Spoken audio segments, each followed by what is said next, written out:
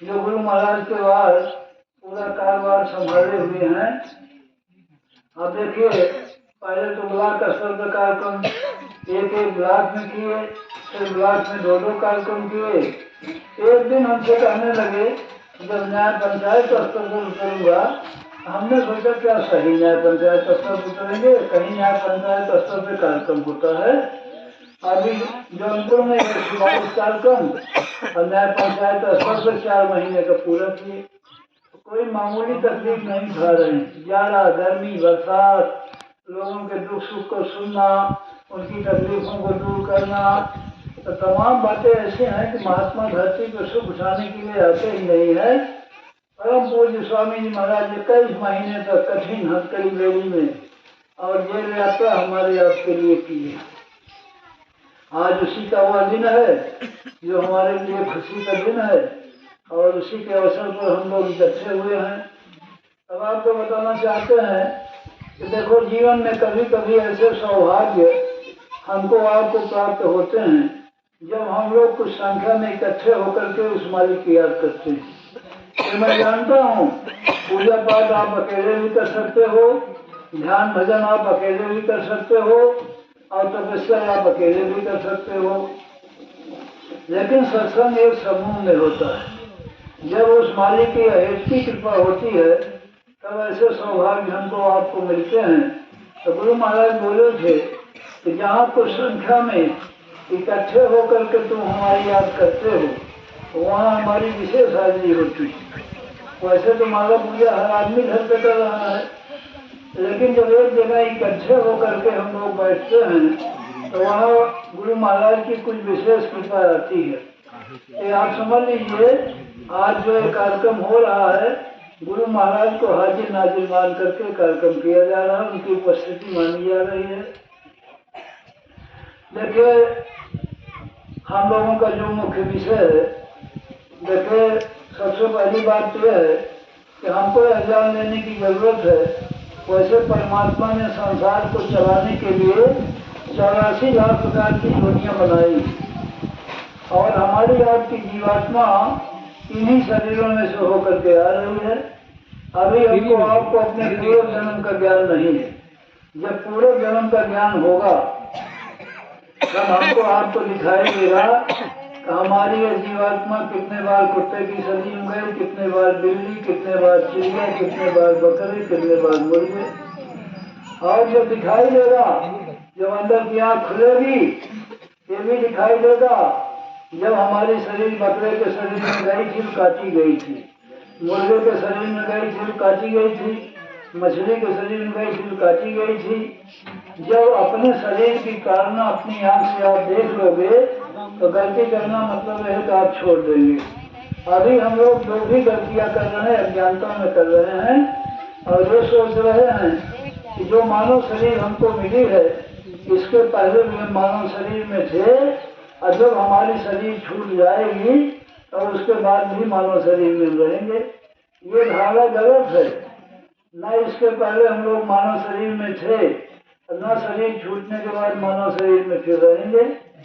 अगर गुरु की कृपा हो गई, भवसागर पार हो गए, मान लीजिए अगर सदगुरु मिल गया, आपको नाम दान दे दिया और इस जन्म में तपस्या पूरी नहीं हुई, अपने पावर से फिर से मनुष्य शरीर में भेज करके हमारी बची हुई तपस्या पूरी कराएगा। लेकिन जिनको गुरु नहीं मिले, जिनको महात्मा नहीं मिले, जिनको संत नहीं मिले, उनके साथ यह बात नहीं होगी।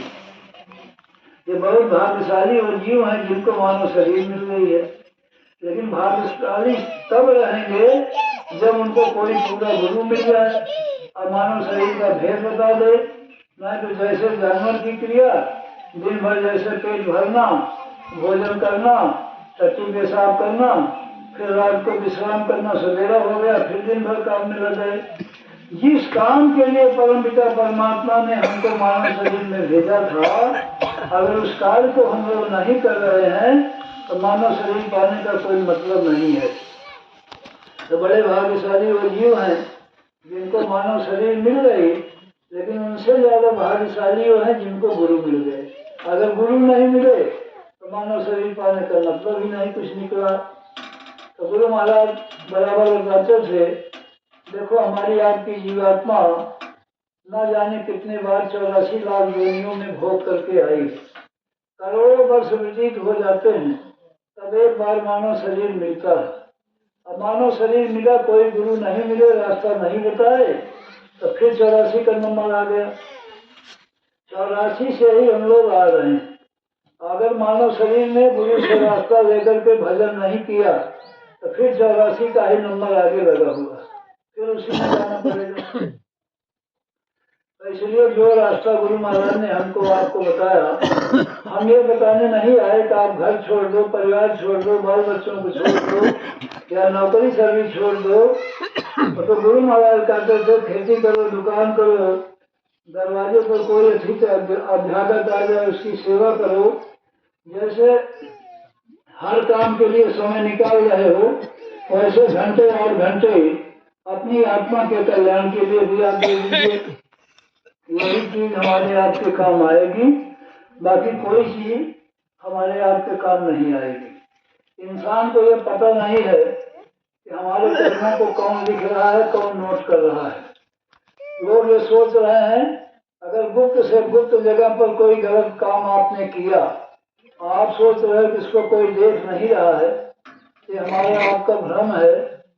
5 साल का बच्चा, 7 साल की बच्ची, कितने दिनों तक कर्मों का दोष माफ रहता है, जो अच्छा बुरा कर्म होता है वो माफ हो जाता है।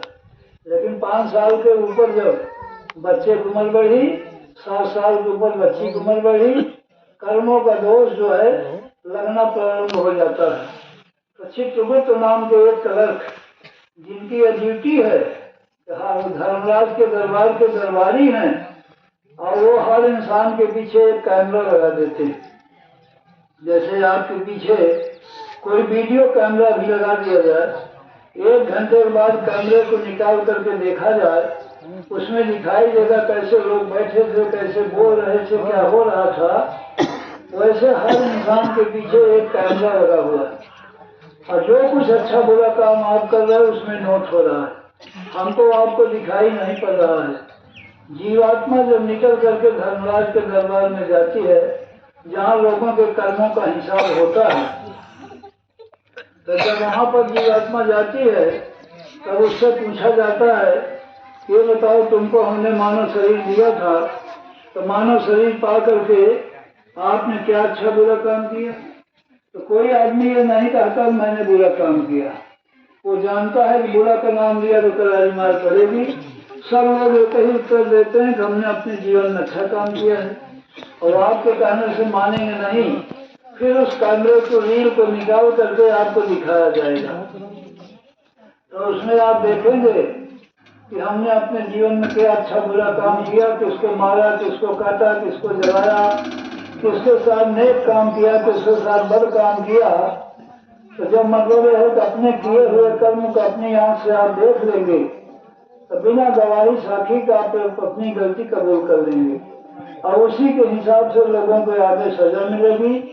कोई लोला बनाएगा, कोई लंगड़ा बनाएगा, कोई आंख का अंधा बनाएगा, कोई गरीब, कोई अमीर। मतलब यह है कि कर्मों के हिसाब से लोगों को आगे सजा मिलती है। लेकिन परमात्मा ने संसार को चलाने के लिए 84 लाख प्रकार की शरीर बनाई है, कोई एक तो संख्या नहीं है। अगर आप सोचा दिया जाए 1000 शरीर का नाम गिना दीजिए तो शायद मुश्किल हो जाएगा 1000 शरीर गिनाने में। लेकिन सारे महात्माओं ने जो अपने आत्मज्ञान से देखा, सबने एक ही बात बताई कि परमात्मा ने संसार को चलाने के लिए 84 लाख प्रकार की योनियों को बनाया। हमारी आपकी जीवात्मा इन्हीं शरीरों में से होकर के आ रही है। तो जब अपनी आंख से अपने कर्म को हम लोग देख लेंगे तो बिना गवाही साखी की गलती कबूल कर लेते हैं कि मानव शरीर जो हमको आपको मिली है 84 लाख योनियों में सबसे उत्तम चोला है। इसी शरीर में ही भगवान के घर जाने का रास्ता है। यहाँ तक कि और योनियों में किसी ने रास्ता परमात्मा ने नहीं दिया। इंसान की बात तो छोड़िए, चिड़िया पंछी कीड़े मकोड़े की बात छोड़िए, देवी देवता के अंदर में भी परमात्मा के घर जाने का रास्ता नहीं। देवी देवता कौन मानता है? जैसे इस जन्म